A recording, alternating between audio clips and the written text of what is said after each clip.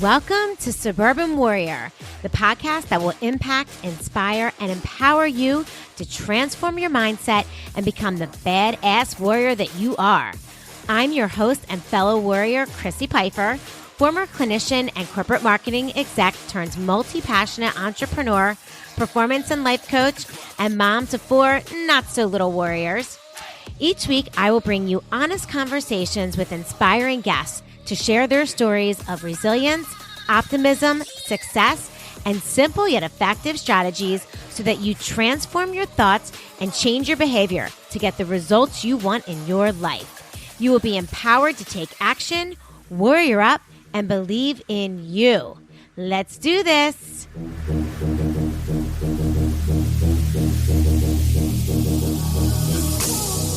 What's up, warriors? Welcome back to another episode of the Suburban Warrior Podcast. I am your host, Chrissy Pfeiffer, back again with another amazing suburban warrior here to share her story with us today. And let me tell you, folks, it is going to be a good one, because if you are a mom to teenage girls, or if you are a mom that is about to have teenage girls coming up on the horizon, or even if you've already been through it, today's episode is going to be one for you to absolutely tune into, because today I have Hilary Truong. She is a mother-daughter relationship expert and former therapist for teen girls. She is a leading voice on keeping mothers and daughters in relationship through the teen years. She's on a mission to rewrite the narrative for mothers and teen daughters, and shares her passion by speaking at schools and associations for girls and women, coaching mothers of girls, and hosting immersive retreats for mothers and daughters. Welcome to the podcast, Hilary. Thank you. I'm so excited to be here and talk all things mothers and daughters. I know. Well, I am so excited to have you on here because, as I said earlier, having 3 daughters of my own, one who's not quite a teenager still, but 2 that are definitely in the throes of it. I'm excited to learn more because, I just love my relationship with my daughters. But as we all know, there are times when it could be a little strained. Sometimes we have to go back to our own teenage years and remember what we were like. Because at some point we were all teenagers, right? Right. It does help you understand a little bit more when you remember what it was like for you. Yeah, absolutely.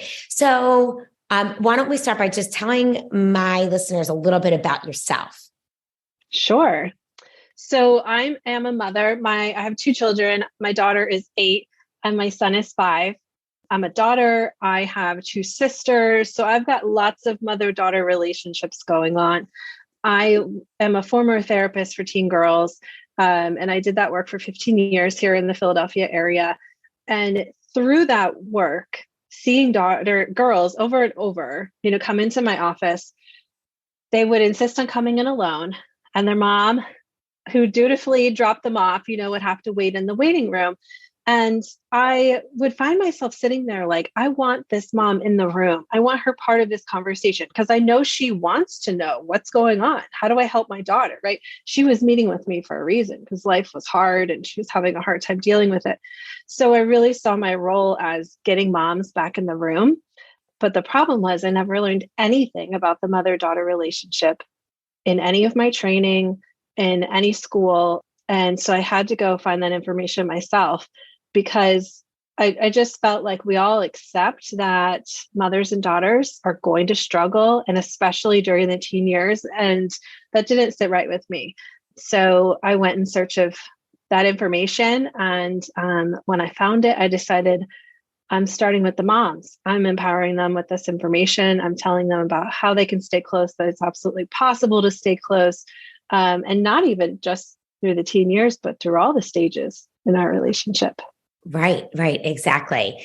Because, I think the teen years are probably the first of when there might be some strain, right, on the relationship, because there is so many things happening and it's such a different world. And, going from preteen to teenager, it is definitely a great transition time. But to your point, it really does travel for the rest of your life, as the teens become become adults and then Mm-hmm. in their 20s and 30s. And it's all this information I'm sure that you have can help you for the relationship for the rest of your life. Absolutely. You learn it once and you apply it over and over. And you're Yeah. absolutely right. After your daughter's born, the next stage in your relationship is the adolescent phase. That's when things start to change for the first time. Yeah. And then the stages after that are when your daughter moves out, when she leaves the home, when she gets married or has, starts her own family, has a life as a life partner, when she becomes a mother and the mother becomes the grandmother, when the mother retires, and when she is elderly, when the mother is elderly. These are times in our life when our relationship changes. And if we don't know that it's going to change and that we sort of need to recalibrate and have conversations with each other about what we each want or need, then we just struggle through it. Yeah. And we think, okay, this is my new reality. I guess I just have to deal with this. But the idea is really the more communication that you can have with each other and the more open you could be about what you need, the better off you'll be. And we both know as women, we're not super great about asking for what we need. We're so good at taking care of everybody else, right? But we don't always tap in and think, what do I need? How do I need to be taken care of here? Yeah, so true. And that kind of leads into the next question I was going to ask you. I was going to say, so it's really wonderful that you had the experience of working with teens, but then seeing the other side of it and realizing like, wait a second, I need to talk to the moms, right? Because they might be able to really drive, how the relationship is and drive that healing or mending or whatever you want to call it, if you will. So is there like, after working with so many teens and moms, is there one area that stands out where the process needs to start for it to get better? Like you were mentioning communication and just like, how we talk to our kids or how they talk to us, questions that we ask. Is there an area where you were like, okay, it's like almost across the board, this is where we need to start to help this relationship to be a stronger one? Absolutely. And that really did come from, maybe 5 girls coming in to see me after school, right? And each of them sitting down and telling me about their week, but having the mom, I knew she didn't know what was happening in that girl's life. Yeah. And it felt like, I'm not going to be with her forever. I'm the therapist. I'm not, her aunt, I'm not the neighbor. Her mom needs to know about this and needs to know how to talk to her about these things. So it really became teaching moms how to get in conversation and stay in conversation. Because I believe with teen girls, when we're in conversation, we're in relationship. Mm-hmm. Girls want to talk, right? We want to talk about our feelings. We want to, express them. We want to understand them. And one of the best ways they can do that is in getting in conversation with their mom, who can help her mature and understand how she feels just by listening. Yeah. So the other piece of this is that as moms, we've got a lot of wisdom. We've got a lot of advice. We can solve problems, right? So quickly. But our girls, they just want to be heard. They just want to know that somebody's listening and understanding them. And then they feel loved. So often we start with moms learning how to listen to what their daughter is really saying. So I say, listen with the goal of understanding. You're listening for how she's feeling. So when she gets in the car after school and she's melting down about something that she's experienced, you're not automatically going to like, how can I put this fire out for her? You're going to, I've got to understand how she feels. And in the mom listening for those things, how does she feel? What's her perspective on this? The mom then, through her understanding, can help her daughter understand as well, right? Because she's getting in that car, a mess of emotions, trying to unravel this situation.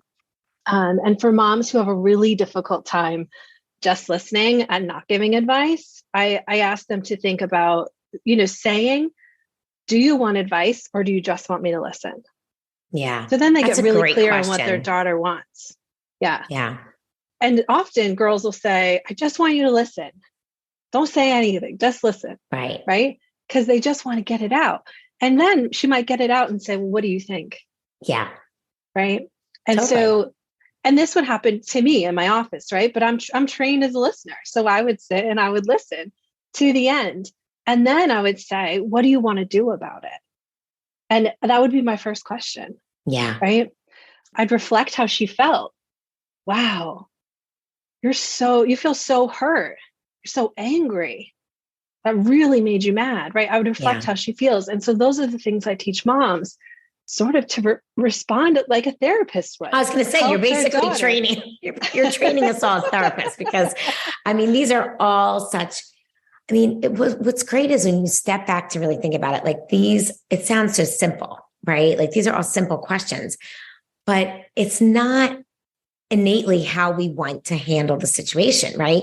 When, our kids come to us, we want to fix it, and they don't always need a fix. They just want to be heard.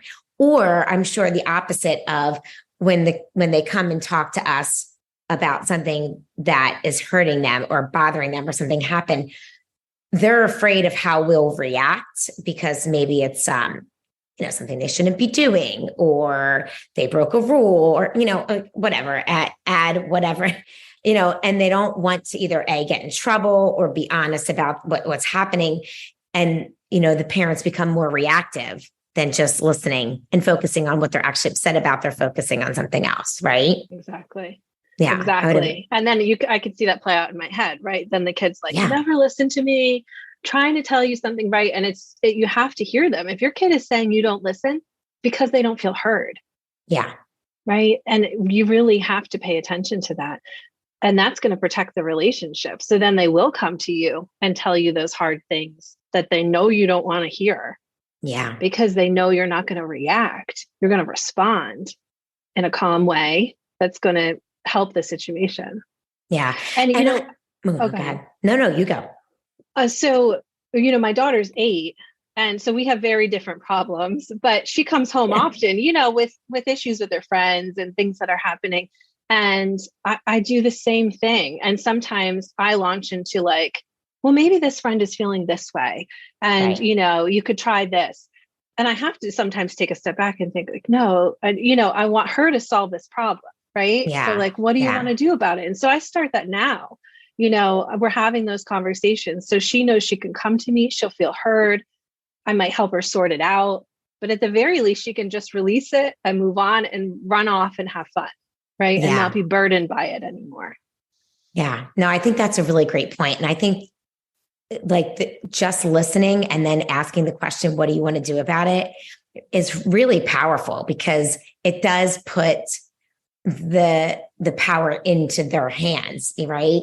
And I don't know, I feel like that's something that we're so quick to offer our advice or what we think they should do. And even if it's great advice, but they do have to figure out how to solve it for themselves. And I think that's a great question to ask. You mentioned talking about the hard things, which, especially in the teenage years, things do get really hard. And if there's a parent, a mom who's listening right now who may not have a very open relationship with her daughter, how do you start to sort of get into that open relationship that will allow the daughter to start opening up or maybe talk about the hard things? I think what I was saying before about listening, when that daughter does share something, that the mom is just waiting to practice this new skill of listening more than she talks, right? So just waiting for that opportunity to show her, like, I can do this differently. Yeah. The other thing is to be direct. I think that as parents, we aren't always as vulnerable and don't always hold ourselves accountable as much as we could for our kids to teach them we're human, right? And so to even initiate a hard conversation by saying, hey, I just learned something new. And I wanted to let you know that I think there's things that I've been doing that have made you not share difficult things in your life with me. And I want you to know that I'm going to do better. I'm learning how to listen, and I want to be there for you no matter what. I think especially teenagers, like, they appreciate that honesty, right? And in the moment she might say, oh, whatever, or, brush it off. But that's going to show her that you care, and that relationship, and she is important enough to you to change something you're doing. And I know as moms that we worry about our girls, especially, and their safety, right? And moms look to other moms, like when somebody else finds out, oh my God, my daughter's been drinking, or she was at this party and this thing happened. And I had no idea. I found out about it from somebody else. And then we think, is my kid doing that too? What don't I know about my kid? Right. And so being in relationship, being in conversation is going to prevent that. Right. Yeah. Because I'm doing everything I can to keep her coming to me. And then I think we don't have to worry about things like, what are the latest rules around social media? And, you're not guessing about how do I, create a buffer and help her in all these areas. It's like, no, you just stay close. You just stay close. You keep the communication open. She knows you're safe. She knows she's not going to be judged when she comes to you. And you are guaranteeing that you are going to be able to support and keep your daughter safe. Yeah. So it really comes down to opening or keeping open that line of communication, so that it's almost like you get to a point where every day after school, you're getting the download or you're hearing what's happening, and they feel comfortable telling you and being honest. And then you also feel comfortable telling them, right? Like, listening, but also being vulnerable and telling them about your feelings or how you feel in your own life, or maybe things that are happening with you. So it's almost like, especially with teenagers, they're at a point where they can understand, right? Mm-hmm. So it's about having that open line of communication where they're not just coming to you, but you're opening up to them as well. Yeah. Yeah. And I think it's nice when you have that routine, like you said, maybe it's every day after school. For a lot of kids and teenagers, it's right before they go to bed. And for adults too, right? We're downloading the day and processing all of it and connecting right before they go to sleep. Maybe it's having like a nightly cup of tea together, or, a drive every night, that you take or that you already are doing for going from sports or activities. But you have this time together where you connect about the day. And she knows that no matter what, you've got her back. No matter what. Let me ask you this. What about for the moms? Okay, so I find it fascinating because I know you said there's a lot. You have the teens in the room talking. The moms are outside. They have no idea what's going on really, and what they're talking about for the most part. I'm using generalizations, but you know what I mean? But the mom sitting out there might think she knows. So how, to me, like that's where there's like this big gap. Right. So the mom thinks she knows what's happening with the daughter. The daughter's in your office telling you what's really happening. But meanwhile, she's telling the mom something else. How can moms get to, because obviously teenagers aren't listening to this podcast.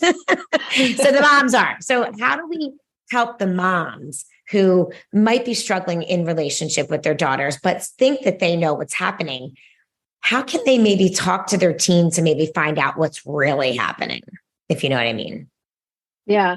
Well, I think what we were talking about before, building slowly with the listening and showing her there are no consequences for telling me. Right. Okay. Yeah. That's huge. That's huge. Yeah. So, what I would see, and I should say that I'm a trained family therapist. So it was really important for me to get the moms in the room. So, yes, absolutely. I would force it many times and, bring them in. But it was a different dynamic than, of course, they were with me. And so listening and sorry, I just lost track. Let me go back because I went on a tangent with that. No, don't worry. It's great. How to make sure they know what is going on. Exactly. Just like thinking about like the moms that think that they know the full story, or they think they know what their daughters are doing or how they feel, but then they don't. Yes. But because sometimes I feel like the daughters want to tell them, but they don't know how to. Yep. And so how can the moms maybe like, I guess, approach it or get to the daughters and to allow them maybe to start learning more of the real story of what's happening? Yeah. So I think that moms, first of all, if their daughter's in therapy, if I talk to a mom whose daughter's in therapy, I always say, you have to have a relationship with that therapist. You have to get into that room every couple of weeks, whether you're with your daughter or just alone with the therapist. Okay. So there's a bridge there, right? Yes. So that the therapist isn't going to tell you everything your daughter's saying, but you want to have a relationship with that person. You want to get guidance from them because they know your daughter. So that's number one. Yeah. Number two is, I said before, your daughter doesn't want to have a consequence for coming to you. That also means an emotional consequence. So we don't want her worried about how you're going to feel. So if she's worried about you feeling anxious or adding more stress to your life or giving you something else to do, she's not going to come to you because she's going to want to protect your emotions. So that's like a whole nother thing. We don't want her feeling like she needs to protect your emotions around this situation or ever. Right. Yeah. So when she does bring things to you, you have to let her know that you can handle it, whether you even need to say, okay, I just need 10 minutes to go away, whatever. Right. Yeah. Whatever you need to do. And you lean on other people, you lean on your partner, you lean on your friends, you lean on your mother, but you don't share that with your daughter. Right. So she knows it's safe to go to my mom. She can handle it. Whatever I bring her, she can handle it. And she's going to know what to do. But know that the goal, like you said, your daughter wants to release this. She doesn't want to carry it around anymore. Right. It's bothering her. She needs help. She needs to know that it's safe to come to you. I don't know if you remember the book when your kids were little. It's called like, I Love You, Stinky Face or something like that. I don't. And the whole idea is this little boy is like, Mom, what if I turn into a ferocious monster? Will you still love me? And, it walks through different crazy scenarios. And the idea is no matter what your daughter brings you, no matter what she does, you love her. She always needs to know that she is loved. And I mean, I say this to my daughter and we talk about crazy situations, like no matter what you do, you can never do anything that will change how much I love you. Right. And your teen needs to know that too. Yeah. That she is loved. And that unconditional. That it's unconditional. Right. Yep. Because, as parents too, we get very wrapped up in, especially these teenage high school years, you get wrapped up in the grades and, making sure you're doing the right thing and you have your service hours and you're doing your sports and you're working out. And I mean, it's like all of these boxes that have to be checked for these kids. And as parents, I'm not very much of a helicopter parent, so I'm not always like totally on them about this stuff, but I check in. I'm constantly checking in. You want your kids to live up to their potential and be the best them that they can be.